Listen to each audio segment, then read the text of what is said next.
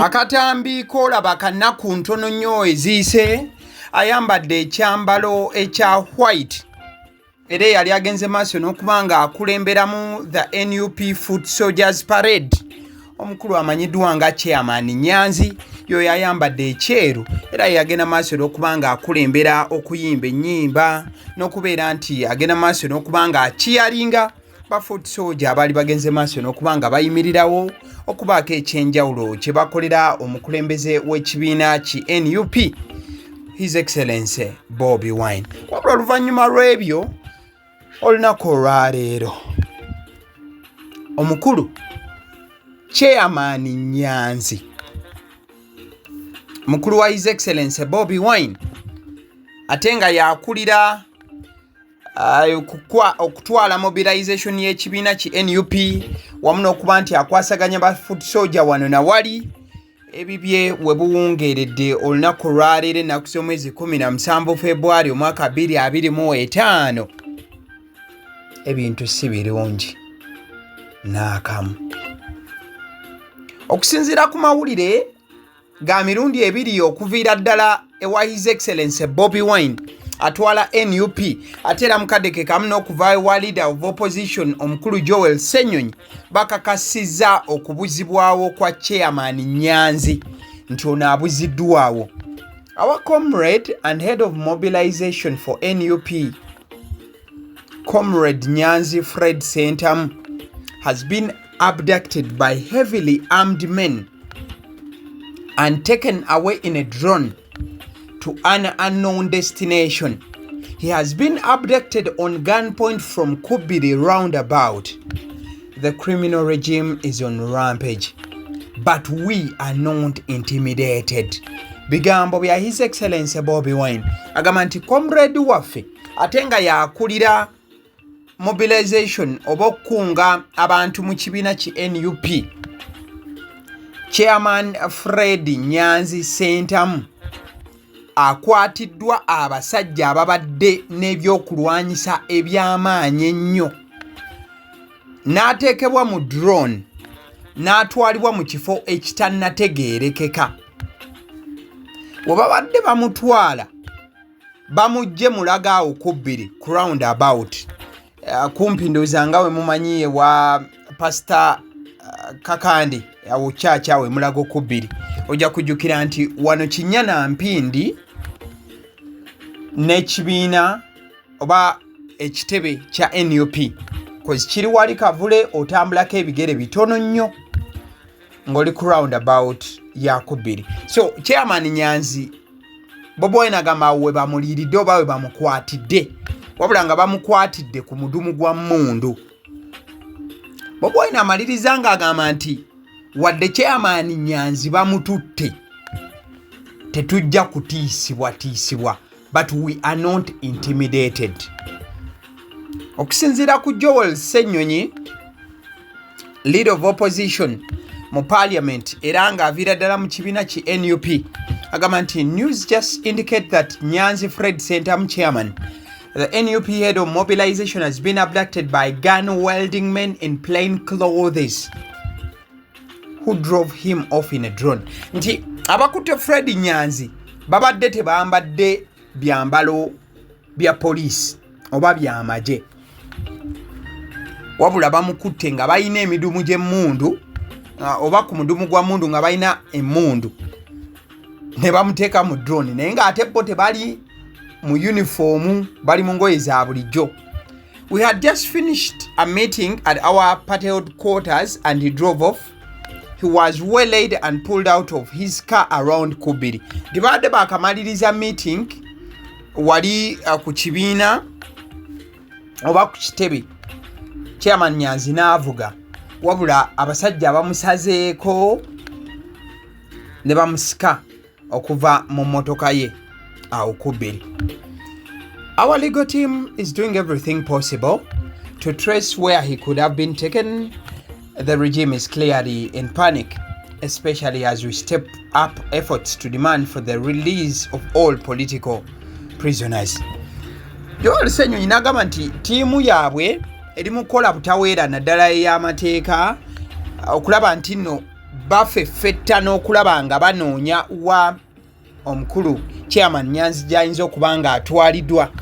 Era agambye nti guno omugigi bali mu kutya okw'ekika ekyawaggulu naddala nga bo nti gavumenti eri mu kutya. Joel Ssenyonyi n'agamba nti naddala nga NUP etandise okuba nga erwana bukubirire okulaba nga abasibe bonna abaasibwa ku lw'ensonga z'ebyobufuzi bateebwa ne sekuteebwa yenna. So chairman Nyanzi agenze maaso n'okuba nga atwalibwa, wabula njagala okujjukiza nti emabegakaawo omwogezi w'amagye omukulu General Felix Kulaije yavaayo n'agamba nti bonna abeenyigira mu pareedi eno baakola bumenyi bw'amateeka. Ekibuuzo ne kivaayo, kino kyandibanga kyekuusa ku ekyo oba bintu si byangu n'akamu. Kale bwe tuba nga tukyali mu bufu bwe bumu, His Excellency Bobi Wine wamu n'aba opposition olunaku olwaleero bawubyeko olubu lw'ekigere wali eruzira. Ensonga ebadde batutteyo yakubeera nti bakebera ku Dr. Kiza Besigye embeera mwali oluvannyuma lw'okuba nti n'amawulire gavuze olunaku lw'eggulo nti yabadde atwaliddwako mu ddwaliro mu bufu obufaananako bwe butyo. Kansooke nfune alipoota etuweereddwa His Excellency Bobi Wine agambye nti we passed by Luzira Upper Prison to check on Dr. Kiza Besigye who has been on a hunger strike to protest against his illegal detention. Nti tuyiseeko oba tuwubyeko olubu lw'ekigere wali Luzira Upper Prison okukebera ku Dr. Besigye abadde mu kwekalakaasa okw'amaanyi nga yasalawo okuva ku kulya. We are not able to see him because he is very frail and weak. Tetusobodde kubanga tumulaba olw'ensonga munafu ebitenkanika. He sent a message to us through Haj Obed Lutale Kamlegeya who briefed us on his worrying state of health. Nti Dr. Besigye aweereza Bobi Wine ne banne obubaka ng'ayita mu munne gwe baamusiba naye Haj Obed Lutale n'abagamba ku mbeera y'obulamu mwali eyenyiikaza omutima. To a point that he collapsed this morning. Bobi Wine agamba nti Haj Obed Lutale Kamlegeya abawadde obubaka nti Dr. Kiza Besigye azirise amakya g'olunaku olwaleero. He demands for his freedom and emphasizes that if the state has any legitimate case against him, he should be tried in a civilian court. Anti Dr. Kiza Besigye agenda maaso n'okuba nga alwana okufuna obwenkanya n'asaba gavumenti nti bwe baba nti balina kye bamuvunaana bamutwale mu kooti ey'abantu ba bulijjo. Bobi Wine agamba nti we also met Comrade Bobby Young who sends warm greetings to all of you. Bobi Wine agamba nti ne Bobby Young bamulabyeko we bagenze mu kooti olunaku olwaleero era nti abatumidde mwena. Later today we shall meet with our compatriots. Bobi Wine abadde ayogera nti oluvannyuma bakusisinkana n'aba opposition abalala okulangirira ekiddako. Era njagala okutegeeza nti Bobi Wine asisinkanye ne banna opposition bonna olunaku olwaleero era gye bikkidde nga bawadde gavumenti nsalesale wa ssaawa 48 bwe baba tebaagala bizibu bagende maaso n'okuba nga bata Dr. Retired Colonel Dr. Kiza Besigye mu buufu obufaananako bwe butyo. So lunaku lubadde bize nnyo nnyini ddala eri NUP ng'ate mwe bafunidde n'ebizibu okubeera nti akulira mobilization omukulu chairman Fred Nyanzi we buwungeeredde ate balidde mulye. Okunoonyereza kuwa wayinza okuba nga ali kukyagenda mu maaso n'okulabira ddala nsonga ki eyinza okuba nga chairman Nyanzi bamukutte. Byonna tukyalindirira kulaba kigenda kuba nga kiva sayidi eyo. Wabula ffe ng'ab'omukutu gw'agaliwo twewaayo okubeera nti information yonna nga bwe beetuuseewo tujatika bukolokolo ne tugikutuusaako mukwano gwange, era development zonna ezigenda okuba nga zituukawo tugenda kubanga tuzikutuusaako mu bbanga siddene okuva kati.